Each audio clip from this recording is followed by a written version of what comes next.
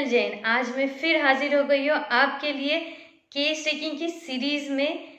अब case taking में हम लोग आगे क्या देखेंगे, आज के इस वीडियो में मैं आपके लिए लेकर आई हूँ। अभी तक के हम लोगों ने केस टेकिंग में जितनी भी चीज़ें देखी है वो सब कुछ बेसिक था। अब हम और थोड़ा अपने आप को फाइन करेंगे और हम एक्सपर्ट बनेंगे केस टेकिंग में। तो उसके लिए हम लोगों को अब और कुछ हम क्या क्वेश्चंस ऐड कर सकते हैं, किस एंगल से हम लोग पेशेंट को टैकल कर सकते हैं, आज हम इस वीडियो में देखने वाले हैं। जब भी कोई पेशेंट आपके पास आता है तो सबसे पहला आपका काम होता है कि उसको आप विश्वास में लो। मतलब मेल हो, फीमेल हो, छोटा बच्चा हो, बूढ़ा हो, कोई भी कैटेगरी का पर्सन आपके पास आए तो सबसे पहले उसका विश्वास आप जीतिए। यह सबसे बड़ा टास्क है आपके केस टेकिंग में। उसको ऐसा लगना चाहिए, एक सिंपल सा एग्जांपल आपको देती हूँ कि जब भी कोई यंग पेशेंट मेरे पास आता है, जब मैं केस टेकिंग में इंक्वायरी करते करते एक पॉइंट पर पहुंच जाती हूँ कि जहाँ मुझे ऐसा लगता है कि यार शायद इसका कोई अफेयर है, पूछूं क्या इसके बारे में। तो जब आपको ऐसे कुछ क्वेश्चन पूछने रहते हैं या आपको उसके पर्सनल मैटर में कुछ आपको पूछना होता है, तब आपका ज़रूरी होता है कि वो पेशेंट का आपके ऊपर होने वाला विश्वास, तो ही पेशेंट आपके सामने हर चीज़ रिवील करेगा, अदरवाइज वो नहीं करेगा। इसीलिए लोकल लैंग्वेज पर आपका कमांड होना ज़रूरी है। फिर पेशेंट जैसा बोलता है उस हिसाब से, वो बहुत खुल के बोल रहा है तो आपको भी मजाक मस्ती हंसी के साथ उसके साथ बात करना होगा। वो सीरियस होके बोल रहा है, उसको लग रहा है कि ये मैटर उसके लिए बहुत ज़्यादा सीरियस है, तो आपको भी सीरियस होके उसको पूछना पड़ेगा। ऐसा नहीं चलेगा कि वो बहुत सीरियस बोल रहा है और आप एकदम हंस हंस के उसको पूछ रहे हैं, तो फिर वहाँ पर केस आप आपके हाथ से स्पॉइल करोगे। जो एग्जांपल बता रही थी कि एक कोई यंग पेशेंट आपके पास आता है और आपको लगता है कि उसका अफेयर है और आपको ये बात उससे पूछनी है। तो जब भी आपको ये ऐसी सिचुएशंस आती है, ऐसी केसेस आपके पास आती है, तो आप उसको कैसे पूछोगे। तो उसका विश्वास जीतने के लिए आपको क्या करना होगा, ये आज मैं मेरा आपको टॉप सीक्रेट बताने वाली हूँ। जब भी ऐसा कोई पेशेंट आपके पास आता है ना, तो सीधा उसको बोलिए, हाँ यार मेरा भी तो चक्कर था यार, मेरा भी तो अफेयर था, हाँ ना उसने भी मेरे साथ ऐसा किया, तू बोल तेरे साथ क्या हुआ रे। ऐसा आप उसको बोलिए। ज़रूरी नहीं अपना है नहीं है, ऐसा कुछ नहीं रहता है। उसको प्रिटेंड करे ये बात कि नहीं, मैं भी जो तू सिचुएशन में से गुजर रहा है, मैं भी वही सिचुएशन में से गुजर चुकी हूँ। ठीक है। आप जब ऐसा बोलोगे ना, तो देखिए उसके आंखों में की चमक, उसको लगेगा यार मैं मेरे जो दुख है, जो मेरे अंदर की जो बात है, ये पर्सन राइट है, इसके साथ मैं शेयर कर सकता हूँ। ठीक है। एक बात आप हमेशा आपके एक अप्लाई करके देखना, ये ज़रूर काम आएंगी।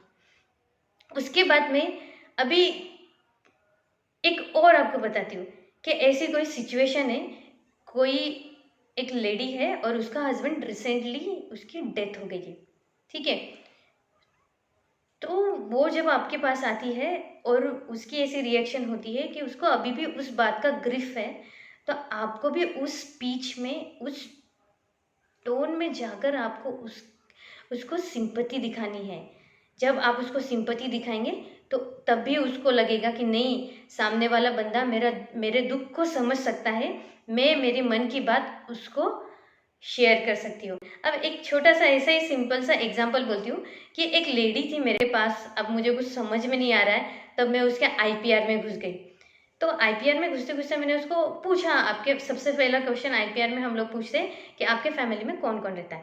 मैंने ये क्वेश्चन उसको पूछा। उसके बाद में धीरे धीरे धीरे उसको इंक्वायरी करती गई, आपका आपके हस्बैंड के साथ कैसा है, आपका आपके सासू माँ जी से कैसा है, उसके बाद में उसके ननद से कैसा है, उसके देवर से कैसा है, देवरानी से कैसा है। ये सब मैं ऐसे धीरे धीरे धीरे स्टेप बाय स्टेप उसको वो पॉइंट पर लेकर जाके उसको इंक्वायरी कर रही थी। ऐसे जस्ट मैंने उसको सिंपल सा एकदम कैजुअल वे में उसको पूछा, अरे यार, इतनी बड़ी फैमिली है, सब काम तो आपको ही करना पड़ता होगा। कहीं पर कोई फंक्शन अटेंड करना है या कुछ भी करना है तो आपको ही जाना पड़ेगा, आप ही तो घर के बड़े हैं। ऐसा जब मैंने उसको पूछा ना, तब फिर उसके अंदर का सब बाहर निकला।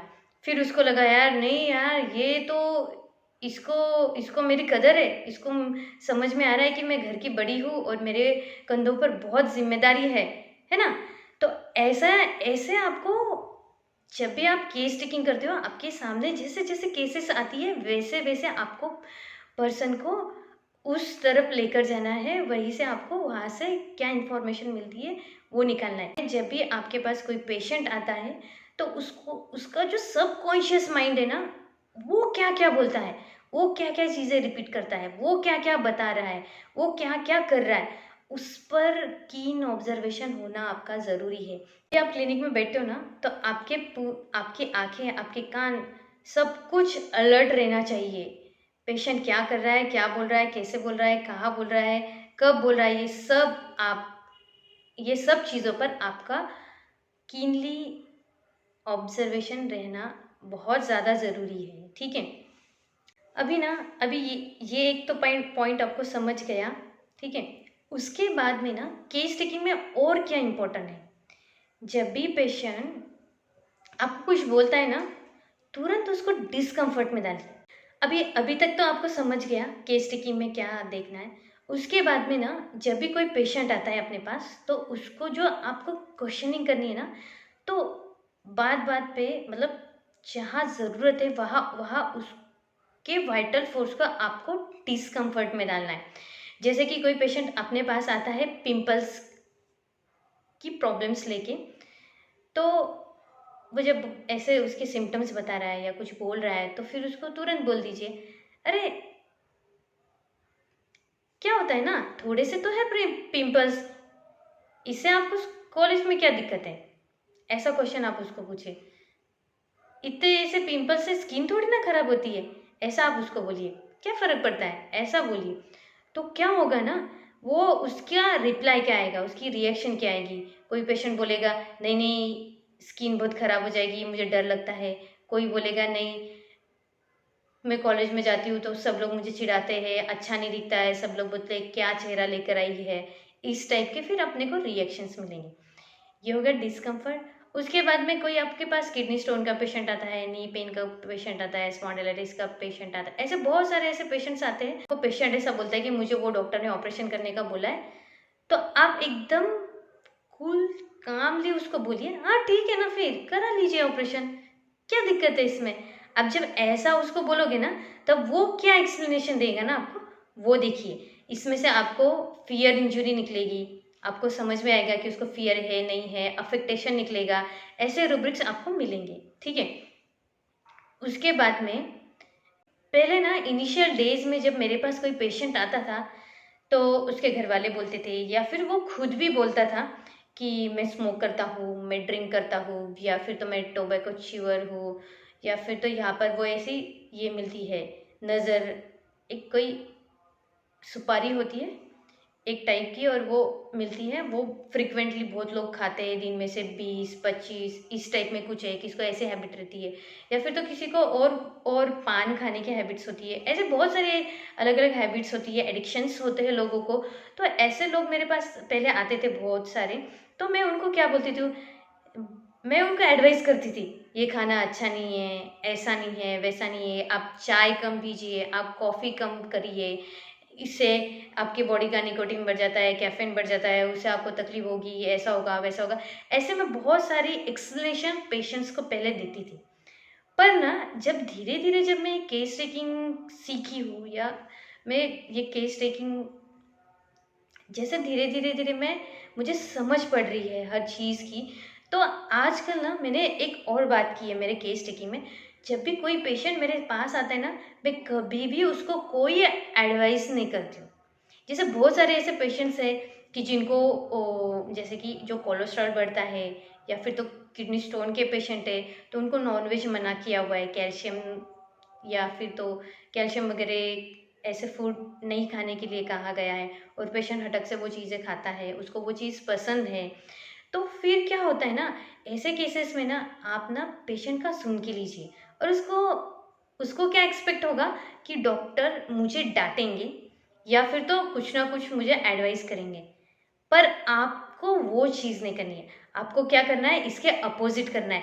आपको ना ठीक है ना, क्या होता है इसमें, कुछ तो नहीं होता है, इससे क्या प्रॉब्लम है, आप खा सकते हो, आप स्मोक कर सकते हो, मेरे दवाई पे सब चलता है। सीधा ऐसे बोलना पेशेंट को। तो इससे क्या होगा ना कि फिर उसकी क्या रिएक्शन आएंगी, आप उसको ऑब्जर्व करना। उस पे से भी आपको आपके रेमेडी की हिंट्स मिल सकती है। मुझे बहुत बार ऐसी हिंट्स मिलती है, और पेशेंट्स की सिमुलियम तक के मुझे पहुंचने में बहुत ज़्यादा हेल्पफुल होती है। होप गाइस, मुझे लगता है कि आपको धीरे धीरे केस टेकिंग समझ रही होगी। मिलते हैं नेक्स्ट वीडियो में।